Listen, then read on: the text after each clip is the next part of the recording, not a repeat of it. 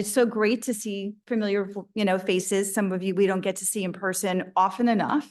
So thank you for coming out tonight. We do these meetings every month. We got out of a routine for a while there because of pandemic and everything else. So, but we are getting back into a groove and we will have them more consistently. Our next meeting is going to be here as well. If I can find the image on my screen here, that would be great.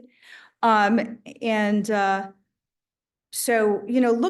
check your emails, look for the information, because I have the flyer up on the big screen, David Sills. But so yes, I don't commit anything to memory. So there you go. That's our next meeting, which is a meet and greet, get to know NAMI and all the different programs and services that we have. And we're also going to have a speaker from Well Life about supportive housing, because besides crisis, mental health housing, supportive housing is the most frequent question we receive. How do I get it? Is it really good? Does it stink? Is it horrible? Will my kids be safe? All those important questions, in addition to crisis, which Jamie will, of course, discuss tonight too. So thank you again for coming. And another thing to know that our next big event, we went from having only a walk for 9 million years. We also have a gala. So our Mental Health Month event is our gala. And it's been super, super fun. Like, not just bad food. The food's actually good, and a lot of good music and a lot of fun. And we haven't secured all of our honorees yet, so I don't want to break that news. But, just remember May 5th, 14th, that it really is fun. And it's in New Hyde Park. It's real close for everybody. So I'm going to just ask whatever board members are here from NAMI Queens Nassau just to raise their hands, stand up if you can. There are a number of you. There's David Sills, Linda Kramer in the back there, Janice Garfinkel, who's going to be introducing Jamie. Gail Sills, where are you? Gail Sills is in the back there. And I think that's good. So without further, my name is Liz Hildebrand. I'm Executive Director of NAMI Queens Nassau. So again, welcome. And Janice Garfinkel is going to introduce Jamie. Thank you.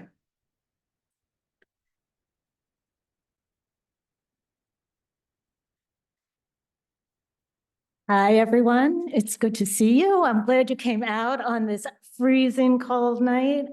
Glad there was no snowstorm. And I just want to welcome Jamie. Jamie Rosen is a partner and chair of the firm's mental health law group, dedicated to representing individuals and families struggling with serious mental illness and/or alcohol substance use disorders. Jamie's experience in crisis management, civil litigation, and negotiations specific to mental health issues includes adult guardianship proceedings, mental hygiene warrant hearings, and family offense order of protection proceedings, among others. So I think, Jamie, we could really use you, and we're really looking forward to hearing what you have to say to us. So without further ado, Jamie Rosen. Hi, thank you. Thanks everyone for coming tonight. It's a pleasure to be here. NAMI is an important partner. I went to the walk, the big event that you held in September, and I see a few familiar faces from that event that I may have met back in September. Good to see some new, some old faces. Thank you for joining us tonight. So that was kind of like my official bio, but really I think what many of you might want to know is, what is a mental health lawyer? That is a question I get anytime I introduce myself and somebody asks, what do you do? And I say, I'm an attorney. They say, oh, what type of law do you practice? And I say, mental health. And they say, what's a mental health lawyer? So you may have the similar question, which is, why does a lawyer get involved in the mental health system? What is really the benefit of having a lawyer? What do I do in my day-to-day practice? So just to give you a little background on me, my undergraduate degree is in psychology, but I always wanted to go to law school. So I got my undergraduate degree. I went to law school. They don't teach mental health law, or at least for me, when I went to Hofstra, they weren't teaching that class.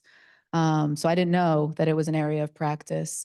I thought I was going to be a divorce attorney, different type of family crisis. And so I took all family law classes, concentrated in child and family advocacy, and did all of my work in family court with family law attorneys. But as life will have it, the job that I got at the law firm that I was working at was in their mental health law practice. And so that's really where I learned all about mental health law and how I could use my psychology degree and my law degree really in my day-to-day practice. And so a large part of my practice for the first 10 years of my career was hospital representation, dealing with the ins and outs of running the psychiatry unit and representing the hospitals in their proceedings for whether it was retention of their patients, treatment of their patients, outpatient treatment for their patients, and then all the ins and outs of, consulting with a lawyer to run the psychiatry unit. What I really liked better than, those little snippets of work with a patient for one day was the families that we would work with and really helping them navigate this system and really the complicated system that it is, the broken system that it is, helping educate them, helping them advocate for their loved ones, helping them achieve a better outcome coming out of a hospital, staying connected to care, and so on and so forth. And so that's really the majority of my mental health practice today is representation of families who are really just looking for better outcomes for their loved ones, a better life for their loved ones, a higher functioning life. And we do that because it's so closely intertwined with the legal system. So that's really what we're going to talk about tonight.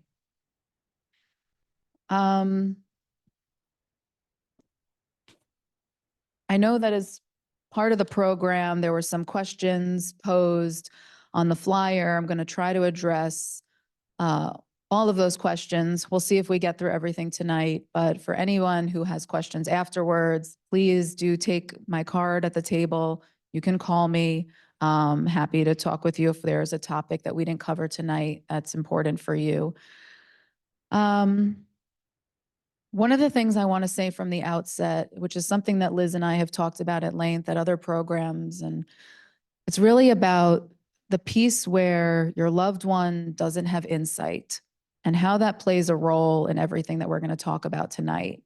Because we can come up with the best plan in the world, the most comprehensive discharge plan coming out of a hospital, the best plan for, securing a better life for your loved one. The chances are they don't have insight into their diagnosis, their symptoms, how it impacts their ability to function or their inability to function. And it's a real obstacle. You can get caught in this gray area where your loved one doesn't want to voluntarily seek any type of help, is in denial that anything is wrong, or blames, whatever issues they're having on other factors, on other people, whatever it might be. They're stuck in this gray area, I say, because they won't voluntarily participate in whatever's being recommended for them or what you might believe is best for them in terms of their treatment, but they don't quite meet the criteria for involuntary options. And we're going to talk about what that criteria is. And again, why a lawyer gets involved is because it's legal criteria when we're talking about involuntary treatment options. So this is where I come in with my creative problem solving, and depending on the specific issues at hand, how can we navigate this gray area where, like I said, there's a refusal to voluntarily participate, but we don't quite meet criteria for an involuntary option. So we're going to talk about hospitalization. The most, hospitalization, when we're talking about going to a hospital, yes, there are instances where somebody will voluntarily agree to go to a hospital for an evaluation, will agree that they need some help, and a family member can convince them and go to the hospital on their own terms. Yes, that is possible. Generally, that's not what the case is. Generally, you're getting somebody to a hospital because some type of crisis happened, something happened at home, in the community. Maybe it was a 911 call, maybe it was a mobile crisis call, whatever it might be. But getting to the hospital is not necessarily on the person's own terms. It's involuntary. And I want to take you through the steps of a psychiatric hospitalization from the beginning to the end. So every experience is different, but there are some general similarities. We'll start in the emergency room with the initial evaluation. We'll go all the way through discharge planning, coming out of the hospital, trying to make sure that your loved one stays connected to care. The goal obviously being that they don't end up back in the hospital. I really want you to leave this program feeling more confident, having a better understanding of the system. It really helps reduce some of the stigma about hospitalization when you better understand it. It's really hard to conceptualize what it means to be on a psychiatric unit if you've never been there. Most of you, I assume, have never been there, because even if you visit a loved one, you're not necessarily on the unit. Maybe you're in a conference room, but you don't get to see the day-to-day of what the unit looks like, what it really means to sleep and live on a psychiatric unit. So it can seem really scary. The unknown can be rather frightening. And your loved one who maybe just experienced a hospitalization and describing it likely experienced, had a negative experience, or explains that they were not very happy to be on a psych unit. These are not very happy places. So hoping to educate all of you tonight a little bit about what it looks like in a hospital from my experience, from what, clients have told me, from my experience visiting some of the hospitals, so that it helps, eliminate some of the fear and the unknown. All right, so we're going to start with the emergency room. Generally, if you are looking for a loved one to be admitted to a hospital, they're going through an emergency room, whether it's, a general ER at a hospital or it's a comprehensive psychiatric emergency room. There has to be some type of initial evaluation where a physician certifies, decides that the patient meets certain legal criteria to be admitted to a hospital for psychiatric treatment. The question posed for tonight is, do you know what steps to take in the emergency room to get your loved one hospitalized? I think what that means is, how do you advocate in an emergency room situation to ensure that the patient sitting in the ER actually gets through those ER doors onto the unit? That's generally what the goal is at that point. If you had a 911 call, whatever got you to the ER, the goal is to get them into the hospital. First, they're going to have a general medical workup. They're going to make sure that there's no medical issues with the patient. They're going to do maybe like a toxicology screening for drugs or alcohol, vitals, blood tests, things like that. Once they're cleared medically, that's when the psychiatry consult will come in, and there will be an evaluation to determine if it's appropriate for psychiatric treatment, or, if admission is not appropriate, what is. Someone could be in the emergency room for, any length of time, from a few hours to a few days, depending on so many different factors. The most common one being, is there a bed available? What I want to say about, your role as a family member, and I'm assuming that most people in the audience tonight are here because they are in some sense a caregiver or an advocate or a friend or family member of someone with a serious mental illness. So however this applies to you, what is your role once your loved one, whoever it is in the emergency room? And really, you're the advocate. And what I work with, when I work with clients, it's how to be a better advocate, how to be a more effective advocate. What that comes down to is really communication with the emergency room staff. How do you get information to the person who is interviewing and evaluating the patient? My opinion, it has to come two ways. You want there to be communication in writing, and you want there to be communication verbally. When I say in writing, you're not like writing a letter to the hospital and mailing it. You have, many of you probably already have some type of summary or, one-page document where you kind of have your loved one's name, contact information, diagnosis if they have one, list of medications that they take or are supposed to take, list of hospitalizations, when they were, where they were, what happened leading up to each one, what happens coming out of each hospitalization. Really like hitting the highlights of your loved one's history with the mental health system. That's really important because when you're in crisis mode, you're not going to remember all the dates. You're not going to remember all the details. So it's helpful to have something in writing for your purposes and for the hospitals. And you try to get that document both in writing and verbally to the staff that are evaluating the patient. What I like to see when I have a client who calls me in a crisis and they're like my loved ones in an ambulance on their way to the emergency room, I like to see the family go to the hospital in person. It's not always possible, but if it is, I see more success with advocacy when it's in person. It's really easy for the emergency room not to answer your phone call. It's really easy for them to put you on hold and then you don't get connected to the right person. Or you talk to somebody on the phone, you don't know who they are, they don't know who you are, message is not taken properly, it's not relayed to the right person. When you're there in person, it's a lot harder to ignore somebody when you're standing in front of them. It's a lot harder to dismiss them.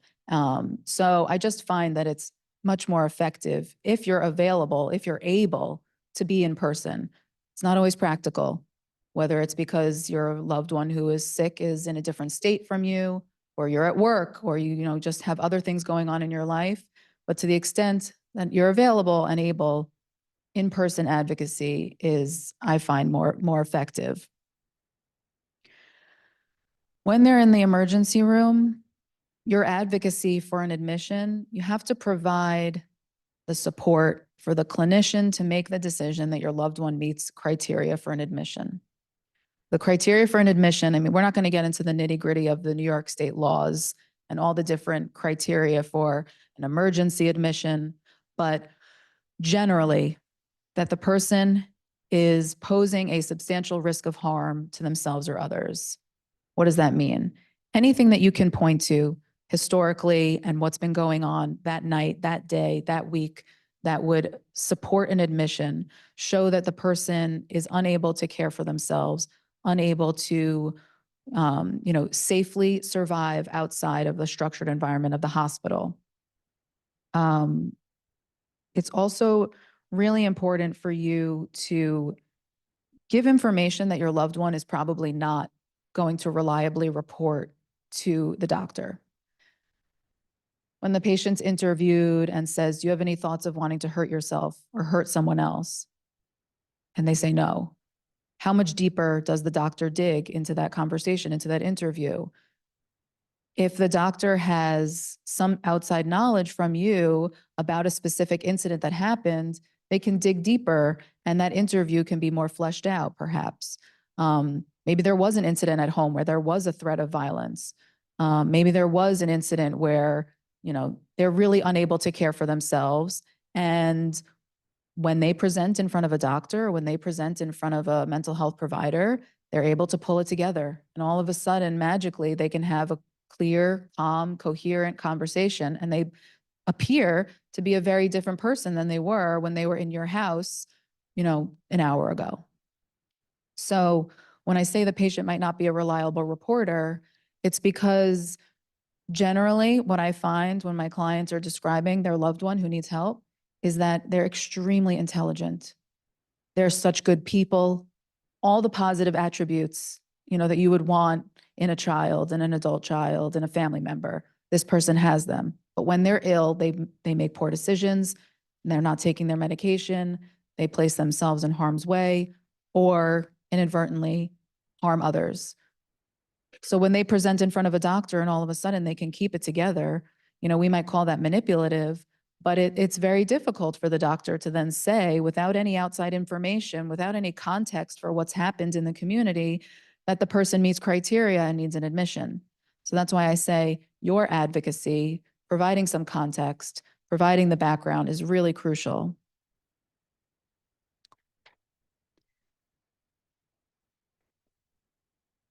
I'll give you this caveat that it is not easy. Every step of the way, it is very difficult.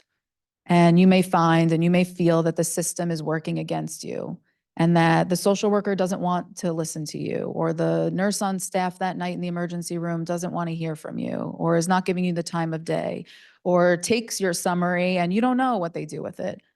So I'm not here to tell you that these are perfect answers, and that this will guarantee your loved one will be admitted for treatment.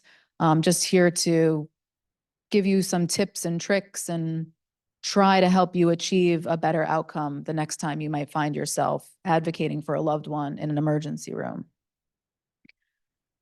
Once the patient's admitted, your job as the advocate continues, and new obstacles will be put in your way. So the next question is, are you prepared to advocate for the best care during the hospitalization and plan for a smooth discharge? People don't think that you have to start thinking about the discharge the day they're admitted. It sounds pretty counterintuitive, like we just got here. Why are we already planning to leave? But what I'll say is that acute care hospitals don't keep patients very long. So you might have advocated to get this admission, and it might only be a week, might only be a few days. Maybe it's a month, but that month goes by fast. So these hospitals are not in it for the long haul.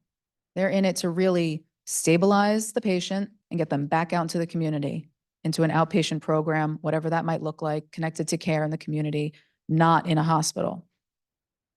So again, why a lawyer? You know, why is a lawyer telling you about all of this and not, you know, a mental health professional, or not a case manager, or not a social worker? I work with all of those professionals. I recognize that there is a role for every type of professional. And often it does take a team, it takes a village to achieve a better outcome. But there are major legal issues that the family will face when trying to advocate for a patient in a hospital on a psychiatric unit. So we already talked about, you know, there's these legal criteria of how to be admitted. There's also legal criteria about medication. So if your loved one's on the psychiatric unit and doesn't want to take the medication that's being prescribed for them by the doctor, what happens then? You know, people will call me and they say, I need to become my loved one's guardian so that I can make them take their medication. I hear that a lot. That's not going to work. And a part of what I do is educating clients that becoming a legal guardian for your loved one does not give you the authority to authorize medication over their objection. New York doesn't allow it. It's actually very clear in the law that a guardian specifically cannot do that. Just like you can't do it as their family member, as their parent, even if you're their healthcare proxy, you cannot authorize psychiatric medication over their objection. So there are protocols that the hospital can follow. If they feel that the patient meets certain legal criteria, needs medication to treat the symptoms they're experiencing, the hospital can take the patient to court. It's Supreme Court. It's a big deal. It's Supreme Court judge. There's a hearing. The hospital has counsel. That's what I used to do at my old firm. The patient has counsel. And actually, we have a mental hygiene legal service attorney here tonight. We have Sarah. She represents the patients actually at this hospital, at Zucker Hillside.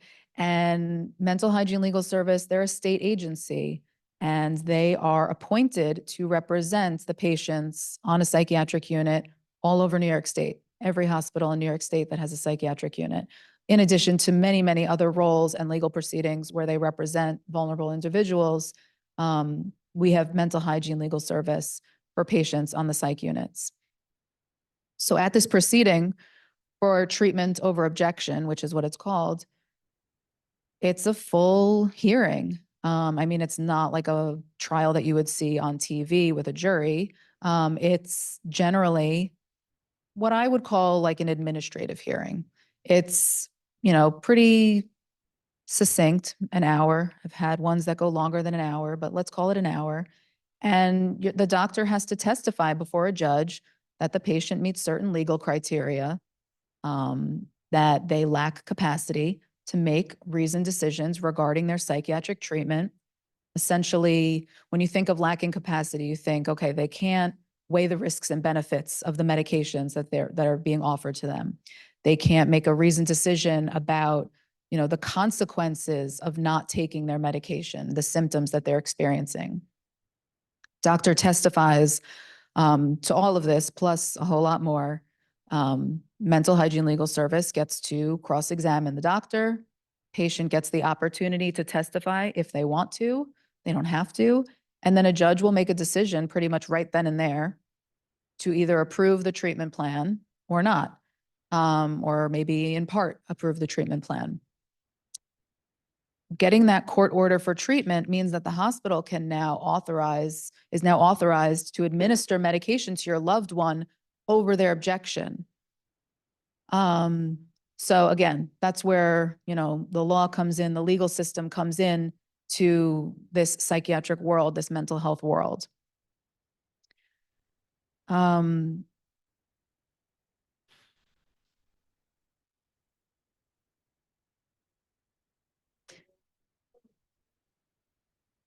It's quick.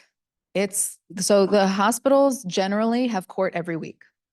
Every hospital. So for example, in Queens, they meet on Tuesdays.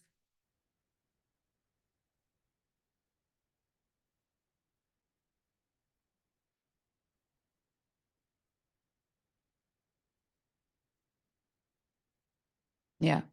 So that scenario that you're describing, if they don't take medication in the community, they're living at home, they're not in a hospital setting, how do you make them take their medication? There's no equivalent proceeding to take somebody to court. Yeah. We're going to talk about that. Yeah. Okay. So to answer your question first, there's no proceeding where a family member, can go to a judge and say, my family member is not taking their prescribed medication. I need a court order to force them to take their medication in the community. That doesn't exist. We'll talk about AOT. We will, I promise. Okay. So another way that you come up against legal issues when a loved one is hospitalized is their right to privacy, their right to confidentiality of their records, of their protected health information.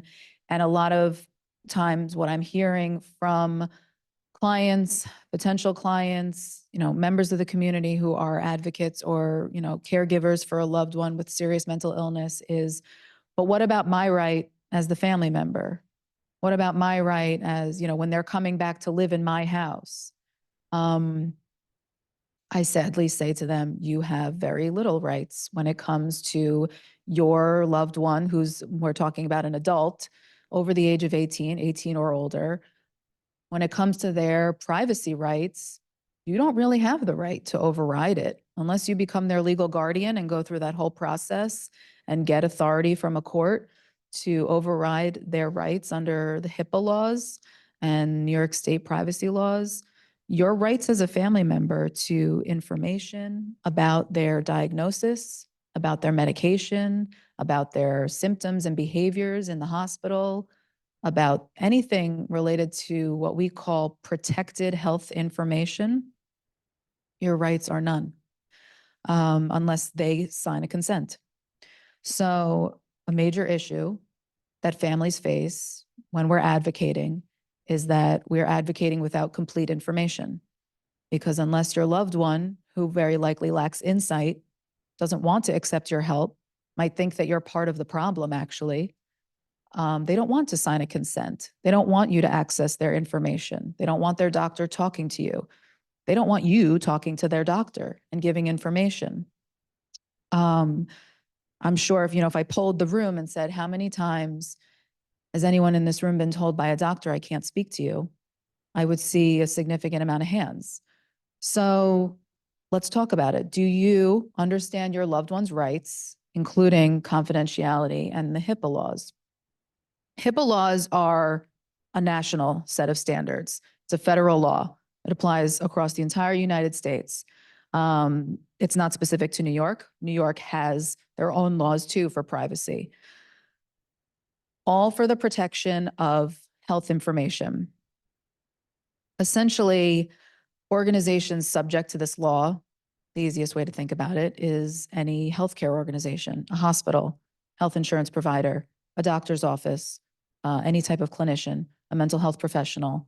The list goes on and on.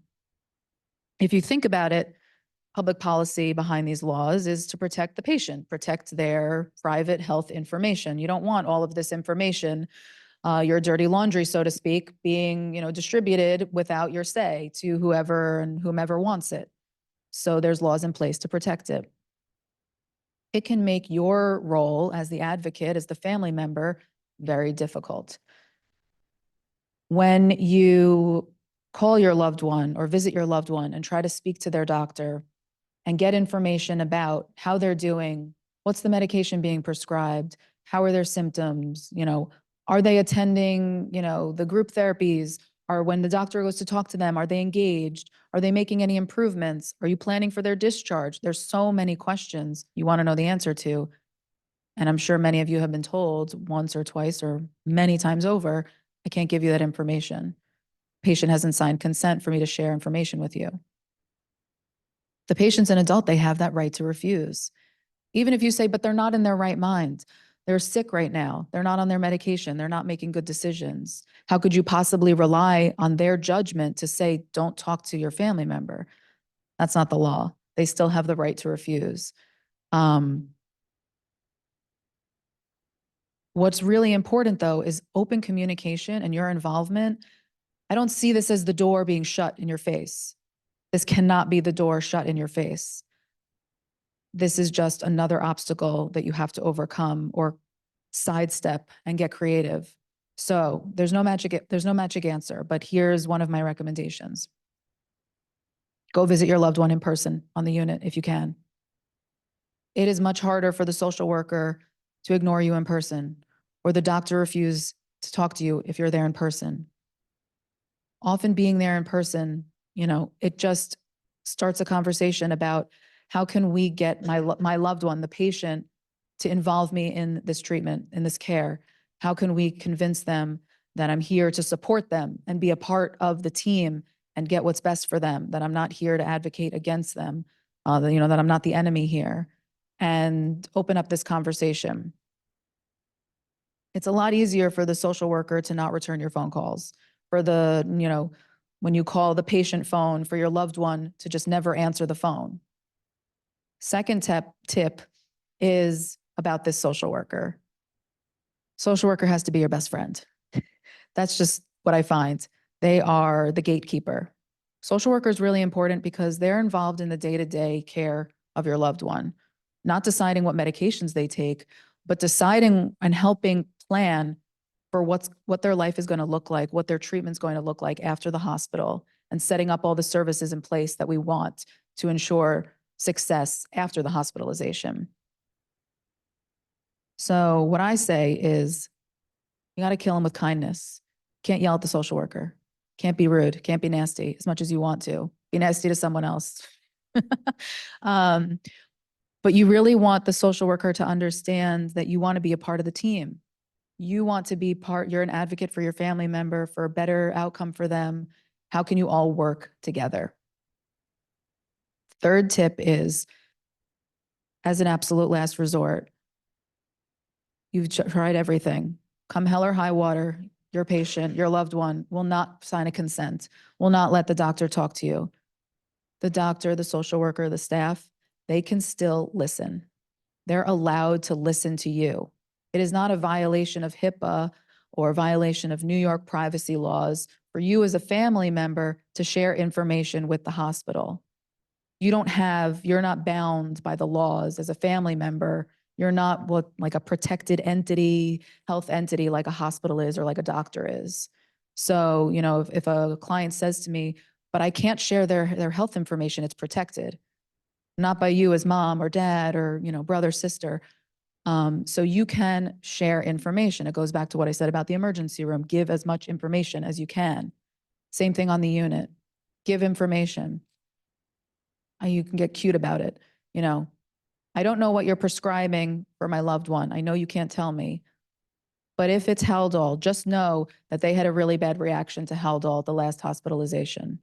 Or I don't know what you're prescribing for my loved one, but they had a really good history of taking this medication for a very long time and was living a very productive, high functioning life on this medication. But this is the hiccup that happened, that made them stop taking the medication. This is the hurdle that we need to overcome to get them back on the medication that was working really well. Any information that you can feed, they can listen. So if you were to say, these are the symptoms that my loved one was experiencing that led to the hospitalization, and this is the medication in the past that has worked really well with those symptoms. Even insight into how to connect with your loved one, just like who the patient is as a person, what works for them, what type of person do they need to help the social worker, help the staff develop a better therapeutic alliance, we call it, develop a better therapeutic relationship with your family member who you know very well, but the hospital staff doesn't know at all. So any insight you can give to the hospital staff about how to connect with the patient to achieve a better outcome. This really brings us to discharge planning, which I said almost you have to start from day one, especially if you're going to advocate for AOT, because that process takes a long time. So the real work comes with the discharge plan. Anything that happens on the unit, all very important. But if none of it sticks when they come out of the hospital, I've had people say to me, it was all for nothing. We went through this whole process for nothing because they came out of the hospital and nothing changed. So you really want to make sure you advocate for a comprehensive, safe discharge plan. Yes.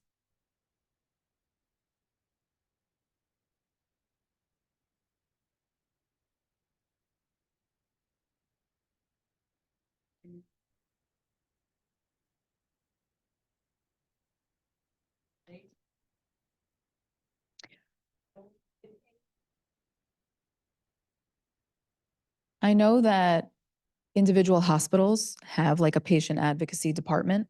Mm.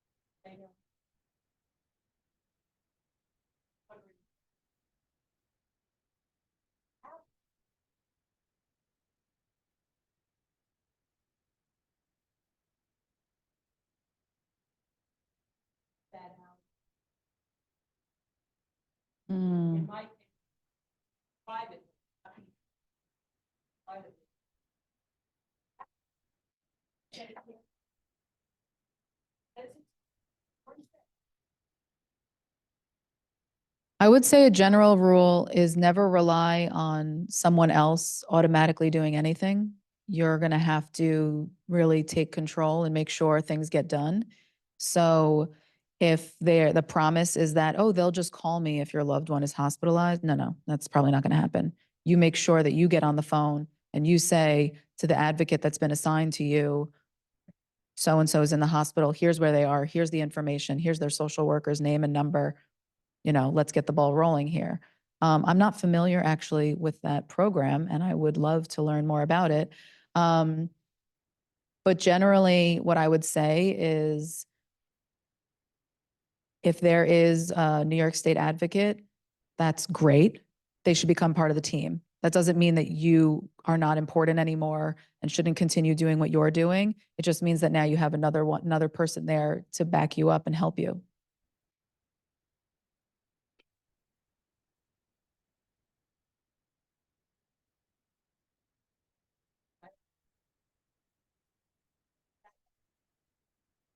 Yeah. All right. Yeah. Yes.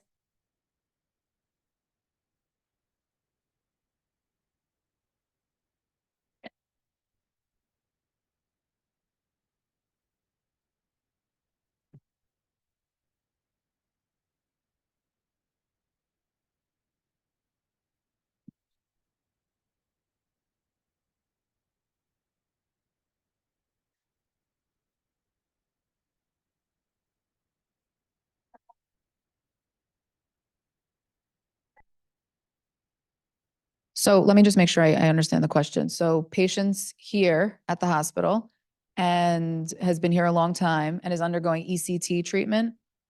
And every time they go in for a treatment, they first check to make sure whether or not she's pregnant. And the question is why? Yeah.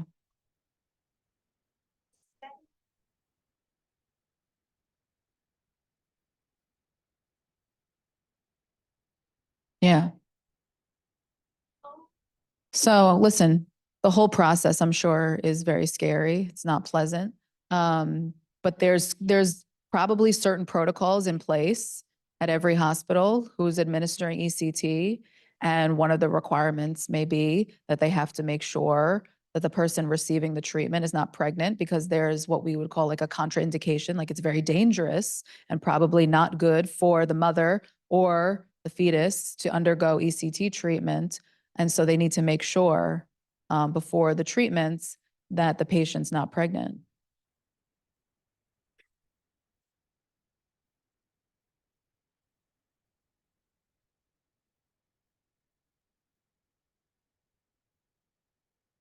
PHP?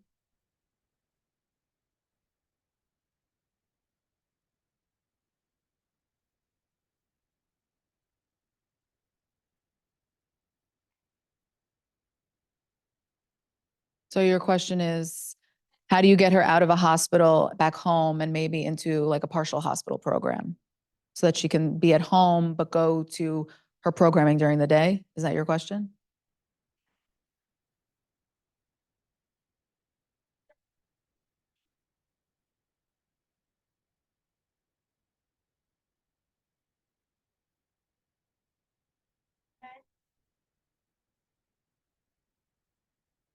I mean, part of what we'll talk about is, and it's rare that you're in a situation where a hospital's holding your loved one for longer than you would like, but it does happen. In that case, she has the doctor has to certify, there's going to be certain check marks along her hospitalization where a doctor has to certify she still meets criteria, the legal criteria to stay in the hospital. It's not just indefinite, she stays in the hospital as long as they like without any, checks and balances, so to speak.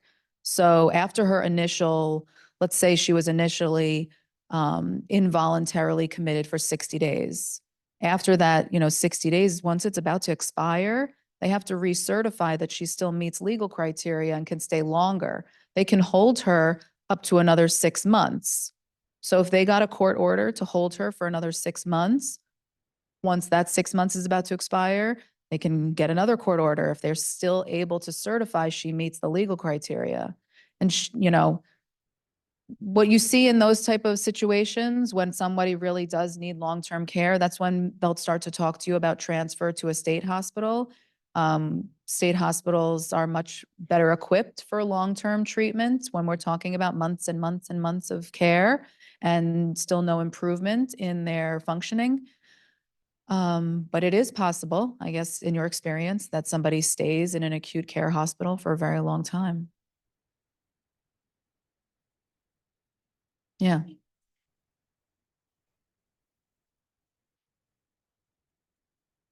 Yes, on the table. Yes. All right. So when we're talking about discharge planning, what's involved in the discharge plan? What is the family's role in the discharge plan? What questions should you be asking when the hospital might start talking about discharge? You don't want to be in a situation where your loved one's in the hospital, they won't share much information, if any, with you, and then all of a sudden you get a call, you're expected to be there on Friday, 3:00 to pick up your family member, they're being discharged. You don't want to get that call and then start planning, because chances are it's too late. So you have to start planning way in advance.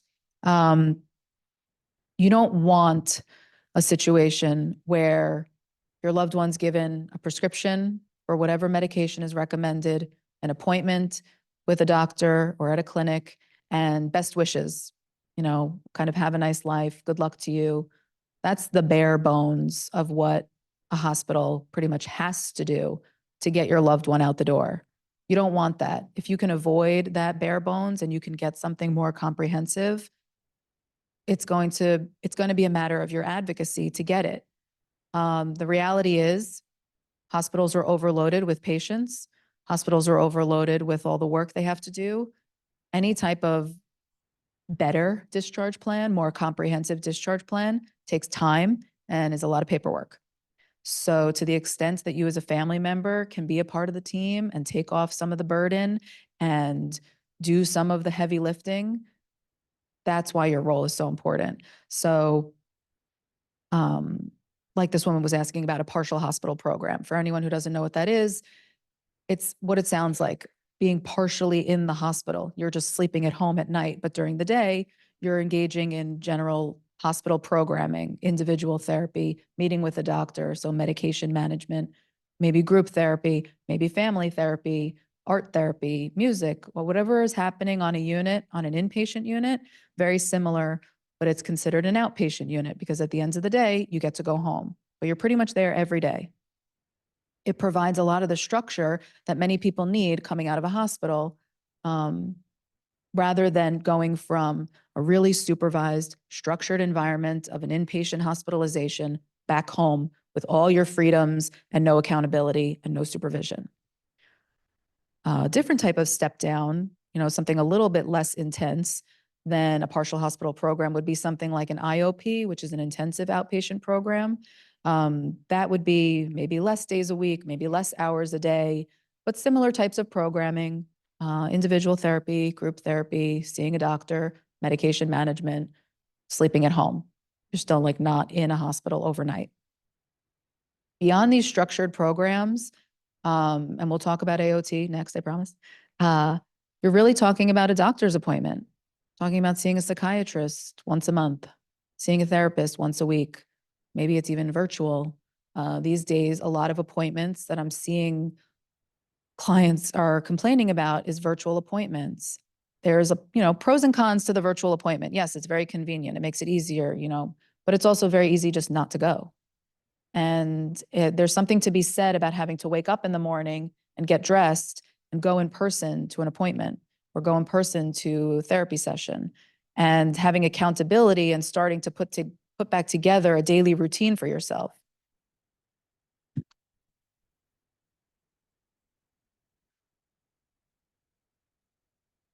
It's worth mentioning, and actually I just read about this recently, right before the new year, that there are now extended care units. There's one that just opened at Elmhurst Hospital here in Queens. And there's one in Brooklyn at Kings County Hospital and one in Manhattan at Bellevue Hospital. And so all three of those hospitals are part of the New York City Health and Hospitals Corporation. These extended care units, from what I've read about, and I'm not personally familiar with them, but they are voluntary. They are offered as a next step after an involuntary inpatient admission. And from what I've read is they're meant for a little bit of a longer stay. So whereas you might experience, an acute care hospitalization is a couple days, couple weeks max, this is more a couple months. So up to about 120 days, they say, and it's voluntary. So the person has to agree to go into this program. And it is a hospital. It's, they call it extended care. So you're still in a hospital, sleeping there overnight, but there's different types of freedoms. You can leave the unit. They're trying to help the person reintegrate back into the community. So maybe they take a trip to the supermarket, or they, allow you to take the subway to go somewhere and come back. There's also allegedly more support and assistance with discharge planning coming out of the extended care unit and dealing with issues like applying for housing and securing housing, for example. So just worth mentioning, that's a new program at Elmhurst. AOT. Okay, so all the discharge options that we really spoke about so far are voluntary. Person has to buy into the idea that they want continued care and treatment for their illness. AOT For those of you who are not familiar, it's called Kendra's Law in New York. It's in the law under Article 9. It's court-ordered, so mandated mental health treatment in the community. It's really meant for individuals who meet certain legal criteria. Those legal criteria, the biggest one, you have to be 18 years of age or older, so you have to be an adult. You have to have a diagnosis of a serious mental illness. So I've had people ask me, you know, the primary diagnosis is a substance use disorder. Not going to get into AOT if your primary diagnosis is a substance use disorder. The program's just not meant for that type of treatment. Your primary diagnosis has to be a serious mental illness. You can have a co-occurring disorder, and there are services that can be offered to you through AOT to address a substance use disorder, like monthly toxicology testing or substance abuse counseling. But generally, to get into the AOT program, 18 years of age or older, suffers from a serious mental illness, you have to have been hospitalized at least twice in the past 36 months, so let's call it 3 years, due to noncompliance with psychiatric treatment. So something happened in the community, stopped your medication, stopped seeing your doctor, ended up in the hospital. There's other criteria that you can meet if you have an act of serious violence in the community in the past 48 months, but more common is that you have a history of noncompliance with treatment that leads to a hospitalization. Whole goal of this program, when it was created, was to stop the revolving door of hospitalizations. Stop a situation where somebody comes out of a hospital, stops taking their meds, ends up back in the hospital, gets back on their meds, leaves the hospital, stops the meds, back in the hospital, over and over and over again. How do we stop this cycle? So the AOT program really relies heavily on outreach-based services, trying to meet the person in the community where they are. A lot of this before COVID, it was heavily in person. From what I'm hearing, it's now a mixed bag depending on who your provider is, who your care coordinator is, who your ACT team is, whoever might be in charge of your care, whether it's hybrid, virtual, in person. But essentially the program provides for case management services, provides for medication management under the care of a psychiatrist, individual and group therapy. Like I said, sometimes if it's applicable, substance use counseling or toxicology testing.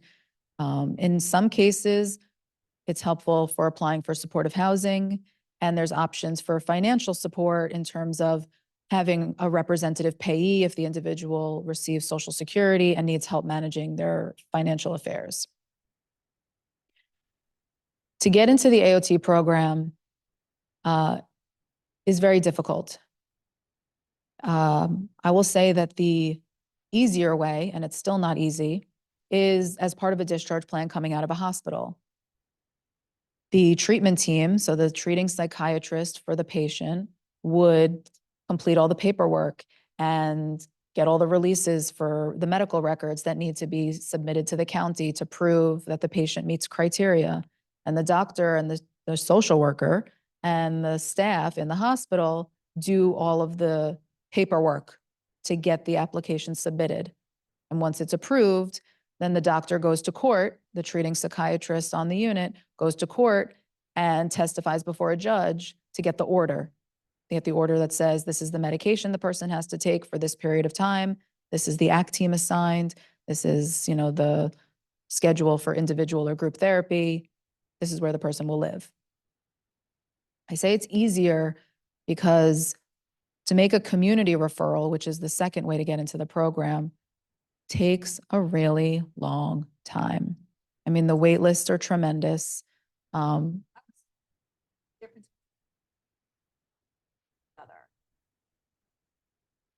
and now you're trying to process. Right. Have the medical team in the hospital. What is that? Still called AOT. They're initiating the process. Right. So it's almost like you're starting at an advantage. Like you have an advantage because you're in the hospital already. So you have a doctor there who can already certify this person meets the criteria. So on the application, the doctor's saying, you know, here are the records. They've been hospitalized at least twice in the past 36 months. Here's the proof. Here's the proof that it was due to noncompliance. And here's the treatment plan that I've come up with as the doctor that I believe is best for this patient as part of the discharge plan. Why I say it's still not easy is because it's a long process. It takes a lot of work to get this done. It prolongs the hospitalization because it takes so long. And if we're going back to kind of the theme of hospitals don't keep people very long, if you get a call, your loved one's being discharged on Friday, come pick them up at 3 o'clock, and you're like, but what about AOT? They're going to say, sorry, shoulda, woulda, coulda. But that process could take weeks. And your loved one is stable and ready for discharge this week. And we don't have the legal authority to hold them longer to apply for AOT. So, yes.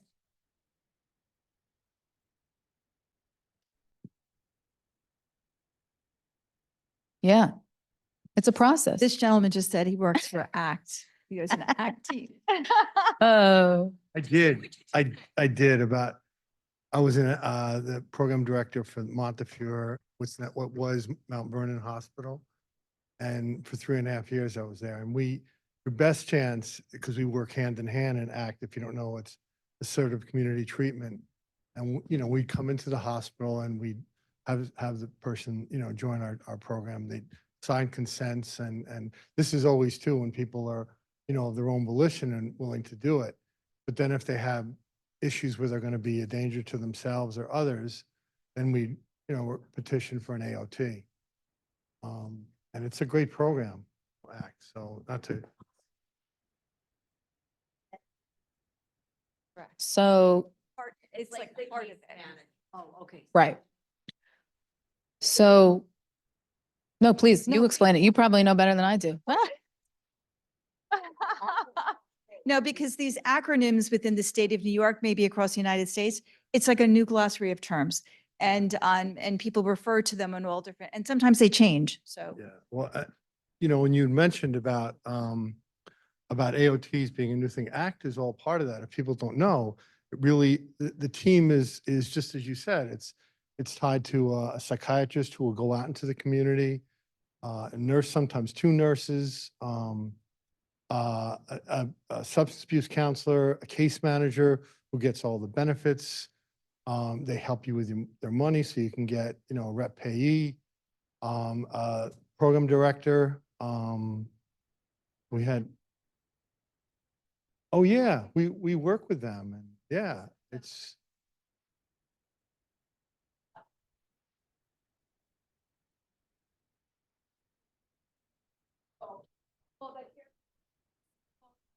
Yeah.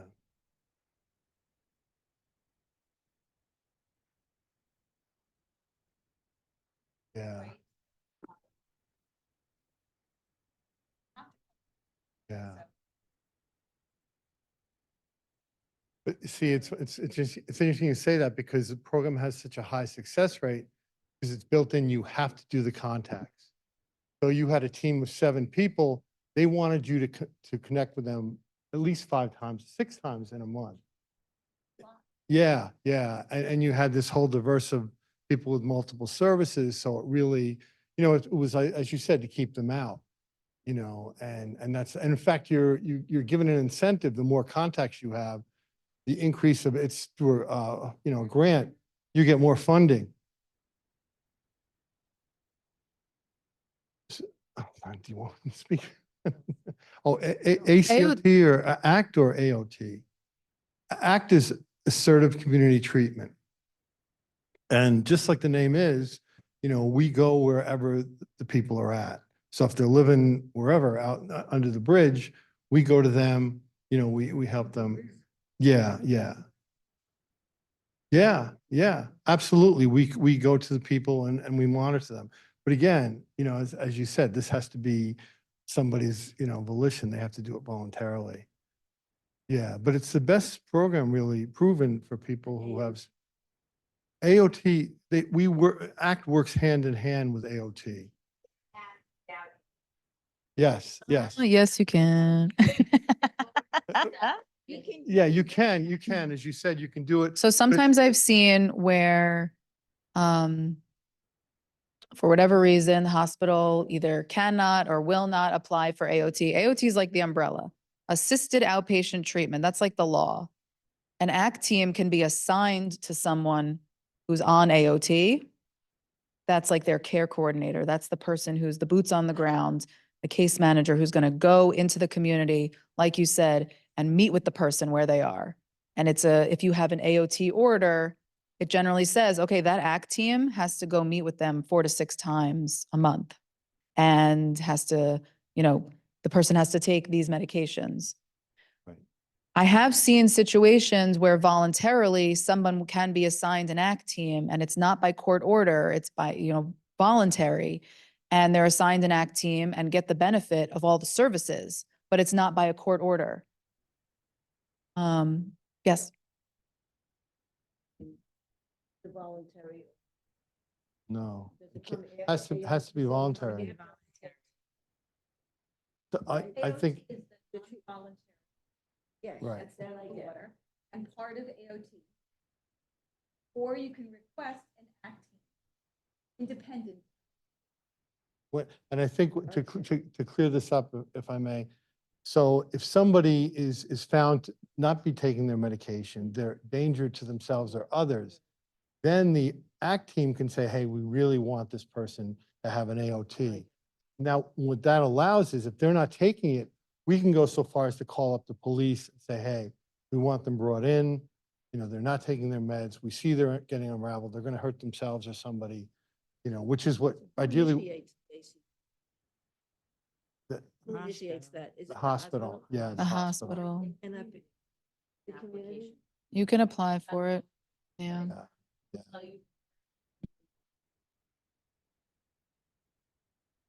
Yeah. I would say right now, AOT taking turnaround for application by the team about 3 months. ACT is a lot longer, but for to act as part of your and in the instant they can discharge you with while you on. So, no, I just wanted to say about trying that everybody reporting the loved one, have they slept 4 hours?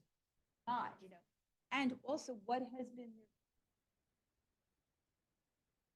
is as said, getting an AOT often going to say, so if you could get that into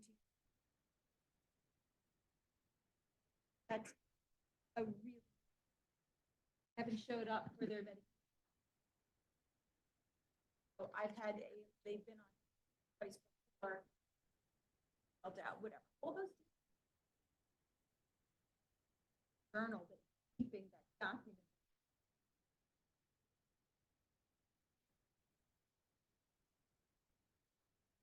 All those details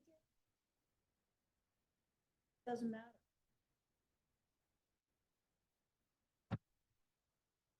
Yeah. Yes.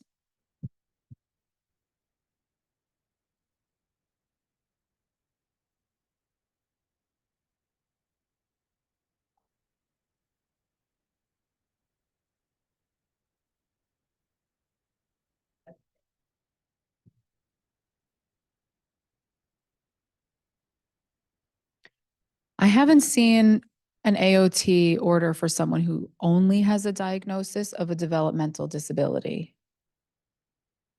It's very common that somebody has a co-occurring disorder, whether they have a co-occurring personality disorder or substance use disorder or developmental disability.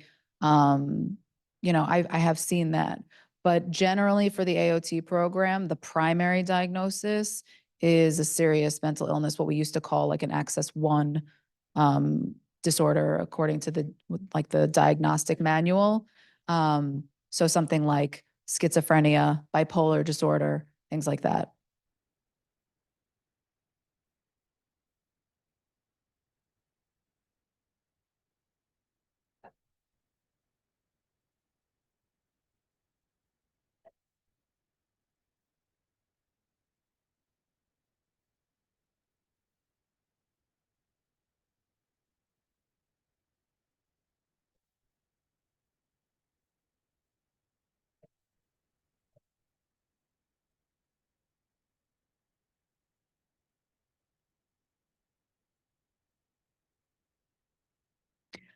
I think it's very program specific.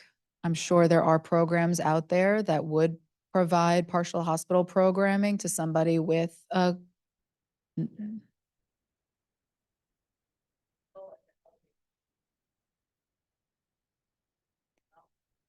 Right.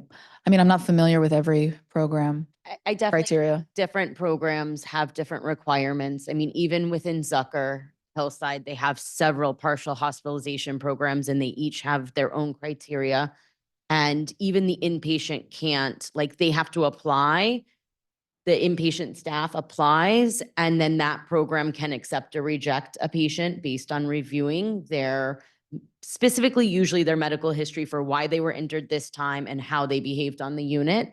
I don't know if the person you're referring to may qualify for OPWDD services, but those are services.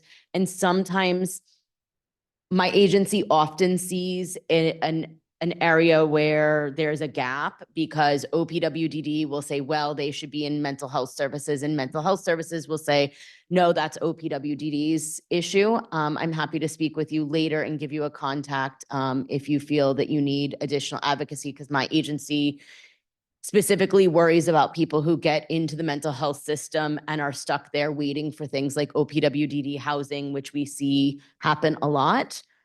So if you want, we can talk after, but.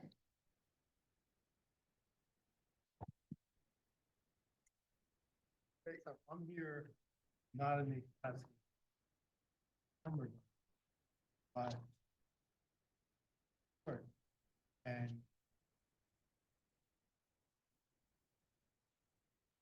Background.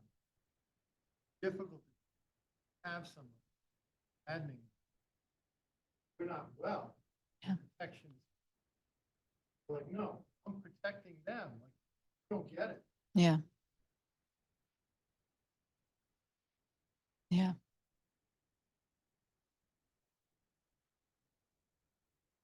No. Yeah. Every corner, legally, how you can get. It's an act. Right. Shifted over to AOC. Once they were with us, down to it. Then we were. Act is. Yeah. Well, Yeah. Well, that kind of transitions perfectly to what I wanted to conclude the night by saying, when you said, like, sometimes you just feel hopeless. What I wanted to really conclude the night in saying is you're not alone.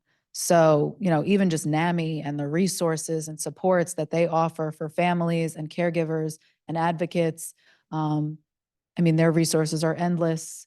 Please, if you don't already, take advantage of them. You know, there are just so many options out there to help you and make this a little bit less, make you feel a little bit less alone. So something like this advocate program you were talking about, or the patient advocate at the hospital where your loved one is, mental hygiene legal service is often not the adversary, but is a real tool and part of the team working with your loved one who's the patient and you as the family, almost to mediate. Sarah and I were talking about that, to act as a liaison between the patient and the family, the hospital and the family, to achieve a better outcome. I think that's what everybody wants, even if the hospital doesn't seem like that's the message they're sending to you and you feel like they're working against you. All they want is for a better outcome for their patients. So that's really, the last thing I wanted to say is, take advantage of the resources that are out there. And that's it. Thank you for having me. Thank you so much. Really appreciate that. I know everybody wants to ask more questions, but I do want to let you know that at namiqn.org on our website, on the write-up for Jamie's meeting tonight, I will have the links to some of the things that I'm able to find. Like, I want to ask you about the advocate thing. And the extended stay, I didn't know about it. And I spoke with Elmhurst Hospital not too long ago and they didn't say anything, but their press release was December of 2024. So it's this year that they initiated that. Okay. So I'll have the links to those and anything else that I can find based on tonight. But Linda had a question here. A guardianship. Hmm. I teach family to family and people often ask me that. If you have another hour, I can answer that question. Okay, so that's another. I mean, I get the that. short answer is there, like I said, I think we briefly touched upon, like, a guardian cannot consent to, cannot authorize treatment over objection, cannot authorize medication, can also, other big no-no is cannot involuntarily commit someone. So just because you're the guardian doesn't mean you get to bypass the emergency room and get right up onto that unit Oh, and you sign the papers and all of a sudden they're in the hospital. Not the case. Guardian can address some of the other issues like HIPAA. So a guardian would have the authority to access health information, access to the records, the ability to speak with the treatment team. That you can overcome that obstacle.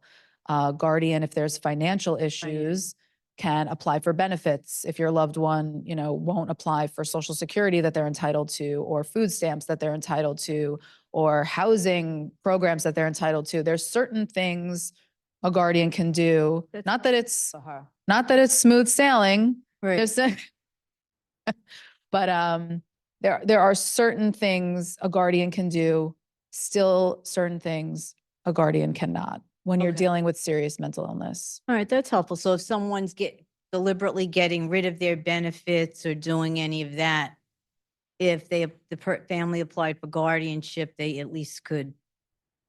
It's worth a conversation. Yeah. all I right. don't think there, Give you your car. I don't you think your that it's like cars. a one size fits all. Okay. It was my understanding though, too, that even if you get a guardianship, your loved one can apply to get rid of it. If a court finds that they're incapacitated and require the appointment of a guardian, your question is, can you get rid of it? It would be very difficult. It was my understanding a common Yeah. friend of ours, loved one, got rid of the guardianship. Listen, if years later you can come back and have a get well hearing, those exist. Yes, you can say, right now, for X amount of time, I've been able to function and I've been able to take care of myself and I'm in a much better place now and I don't need a guardian anymore. And it's literally called a get well hearing because Our friend was not happy that their loved one got rid of the guardianship, is what I'm getting at. So, but Yeah. It's not impossible. Illness much more difficult than, say, guardianship for someone who's suffering from, right? Yes. They're very different because technically Yeah. a person is not fully incapacitated just because they have a mental illness, because they can Right. take medication. We're also generally talking about someone who's younger. And there's just so many other complicating factors. I'm not saying no, because I do guardianships. I represent families who bring guardianships for their loved ones with serious mental illness, but it's case by case basis. There has to be a really compelling argument for it. I have a case with Sarah, where I brought a very limited type of guardianship because an individual who's extremely young, but is an adult, was coming into an inheritance from his grandmother, and there were serious concerns that he couldn't manage the money. And we needed to make sure that the money was going to be safeguarded for him, and it was a significant amount of money. And we wanted to put it in a trust so that the money would be protected for his benefit, used for his benefit. And so I applied for a guardian for that very specific purpose. So there is a time and a place for it, but it's case by case. Hi, I just wanted to ask about your practice. Do you represent people who live with mental illnesses that may get involved with criminal justice, who get arrested? Yes. And also I wanted to ask, what about other financial implications?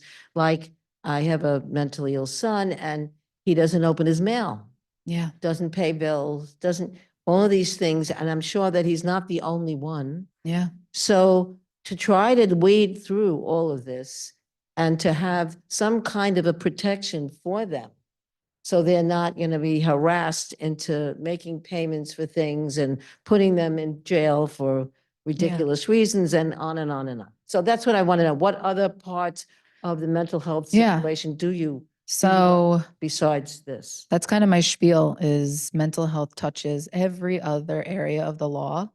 So yes, I often represent defendants, people who are arrested, who suffer from a serious mental illness, and maybe that was a contributing factor to the crime they allegedly committed. Yeah. And how do we, help them navigate the system? When you're arrested, you're, appointed legal aid. So just like a patient on the psychiatric unit is entitled to mental hygiene legal service, somebody's arrested, they're entitled to legal aid. So generally, Yeah.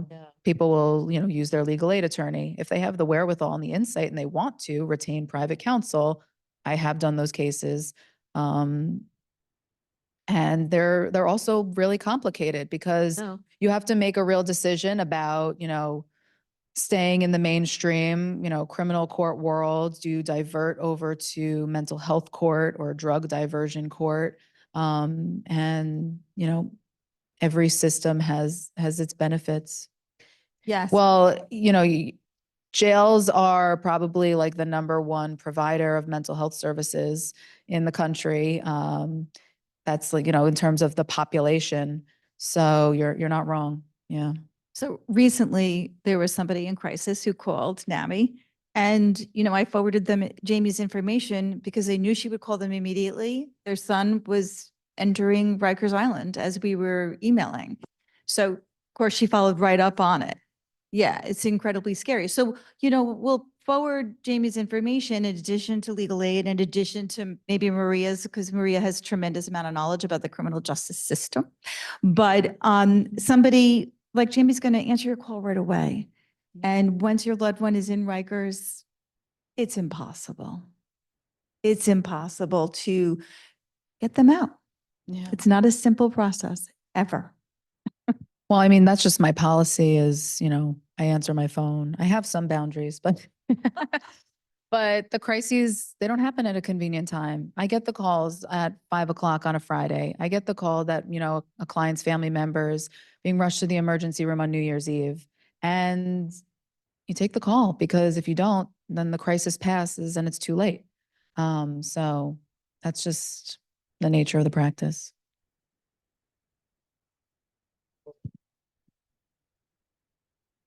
Oh, I'm not from Forensic Act. For someone who has legal.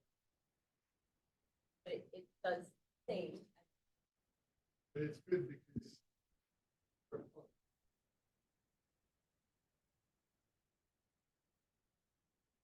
Definitely. the case. Look.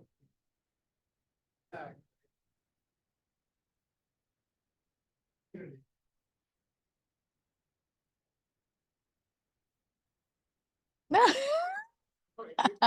Okay.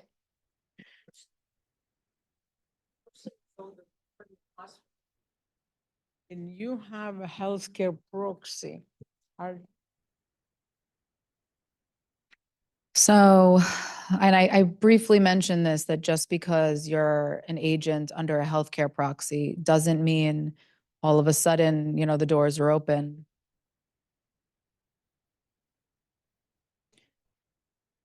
So a healthcare proxy is like the trigger of being able to use a healthcare proxy is that a doctor has to certify the person lacks capacity. So if you think about generally how a healthcare proxy is used, it's when somebody's, in the hospital for a medical reason, and maybe they're in a coma or maybe they're unconscious for some reason. Exactly. A doctor certifies this patient is not able to direct their care. Experience is rare for a psychiatrist to find someone is so incapacitated that it would allow them to overcome HIPAA and enact Yeah. a healthcare proxy. That's my experience. Yeah. My experience is you can have the healthcare proxy. It doesn't hurt to present it. Always present it. Always advocate. I'm the healthcare agent. But the doctor will say to the patient, your mother presented to me a healthcare proxy where you appointed her as the agent. Can I talk to her? And if the patient says no, the doctor will still not talk to you.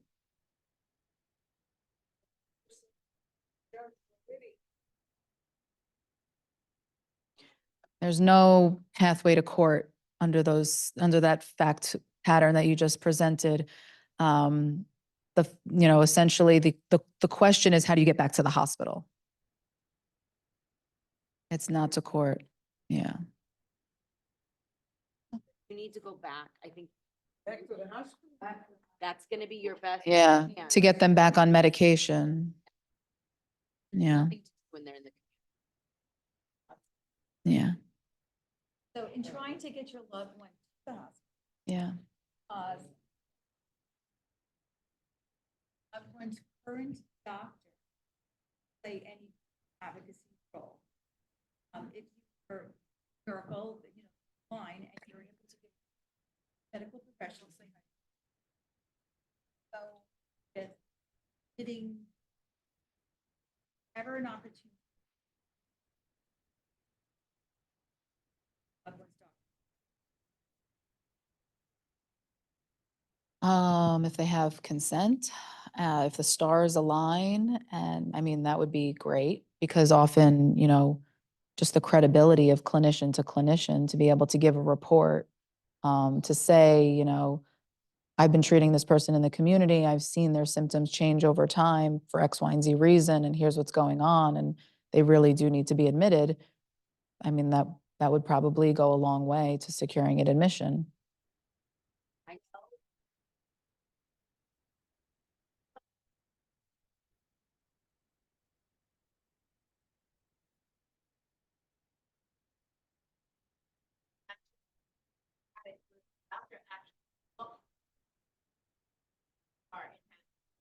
Oh, yeah, absolutely.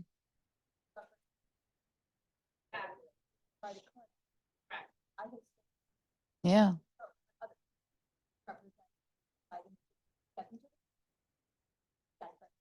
Right. I've had that happen before where, someone attends their partial hospital program and That's something you might want to consider is bringing by walking. Yes, psychiatric. That.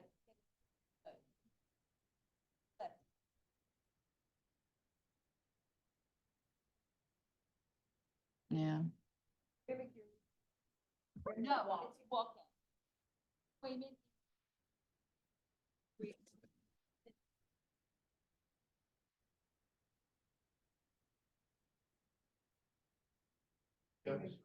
It's on the lower level of this.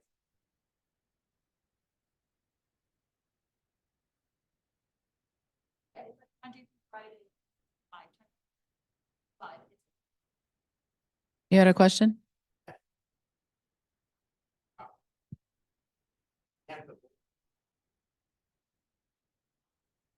Oh, you're most welcome. Thank you for having me.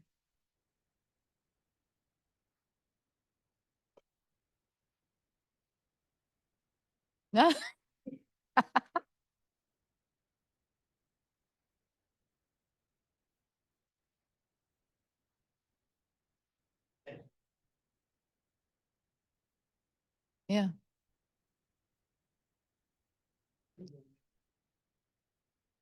It's tremendous. Even something as silly as every hospital is changing their name. And when your loved one was at the hospital, it was called something else. And now all of a sudden you can't remember it and you don't know the new name and you don't know the old name and you don't know what year it was. It just really helps to write everything down. Yeah, I think most of our classes, encourage people to journal and. Yeah. Yes.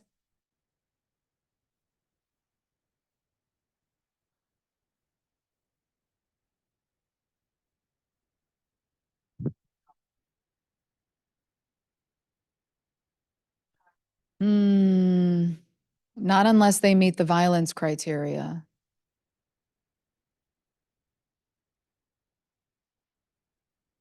Yeah.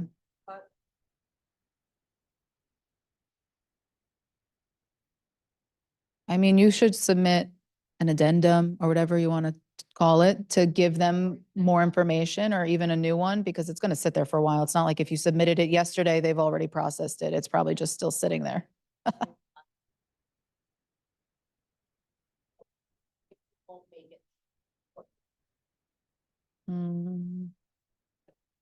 What county? Yeah, you should update it. Yeah.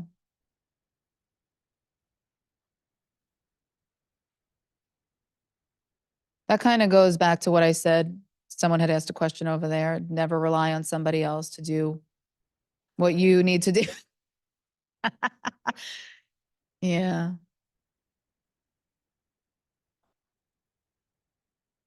Right. Yeah. Put an addendum. Yes. Yes.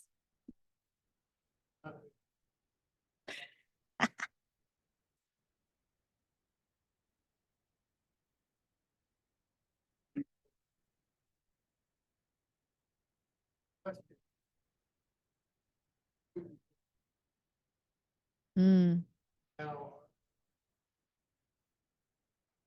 yeah. where do you begin to build a case? How do you- I much prefer to speak to people before the crisis happens. But, I have had people call me and say, right now, everything's good. But like, I'm just waiting for the other shoe to drop. That's the whole back thing. Yeah. But we're telling you, no, isn't that? Right. I- I mean, I help people strategize at any point in anything that we talked about tonight, plus above and beyond. So even if it's something as strategizing, like, how do we get them to the emergency room? What are my options for even getting them into the building? Like, that's something to strategize. That's a legal issue as well. Like dealing with when you call 911, what do you say? What do you not say? Just all those.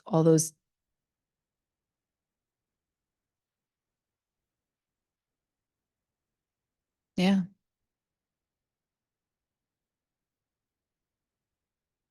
Yeah.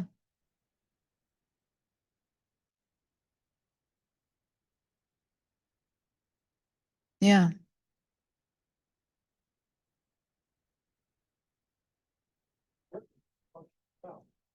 Knows how to answer. Yeah. Yeah. So, and yet, I'll know. Yeah. That's what I was saying too, that how can we strategize, like, get a hook in Right. funding or whatever, hey, pull him in.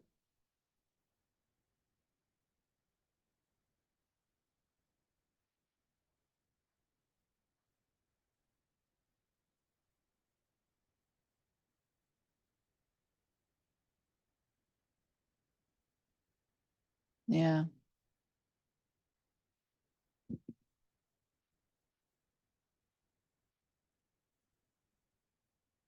Yeah.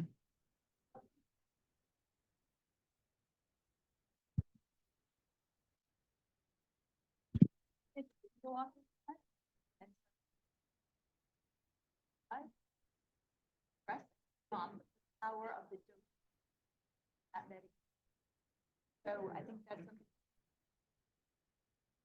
never a one and done. Sponsors, sure. So, but it's never too. Just Yeah. because he stopped and this, no, honestly. Like, it's not simple. Complicated, which is why we have Jamie. When I met Jamie like 6 weeks ago, it's like, oh my God, you're amazing. Because, because you can walk and talk this, Yeah. and, very. So, don't give up.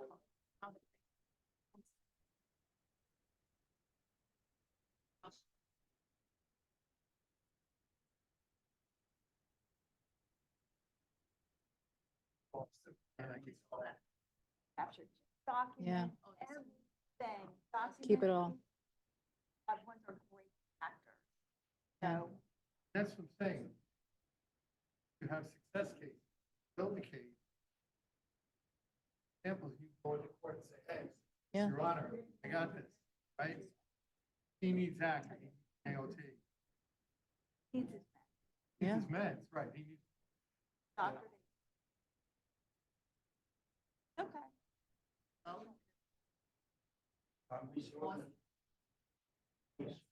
Yes.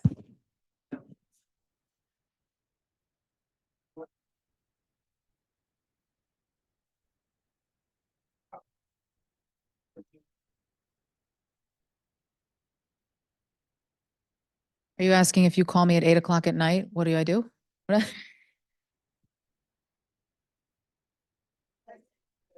Yeah. Yeah. Well, I have a lot of clients. I have. Do I have other people at my law firm that work with me? Yeah.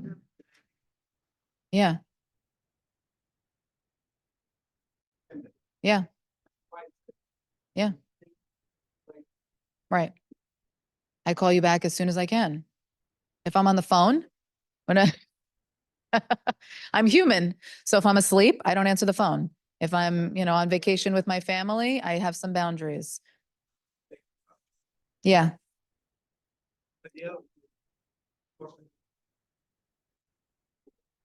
Well, listen, I'm not a 24/7, crisis hotline.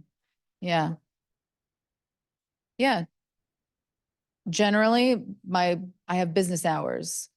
But if I have a client that calls me after hours and I'm available, I take the call. If not, then I call back as soon as I can.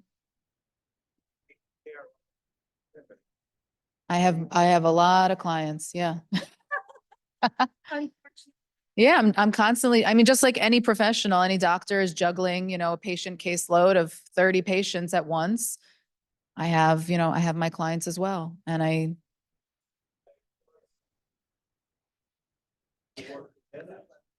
we're often on the opposite sides of the aisle, so to speak, because she works for Mental Hygiene Legal Service. Yeah, we work together. Yeah. You're welcome.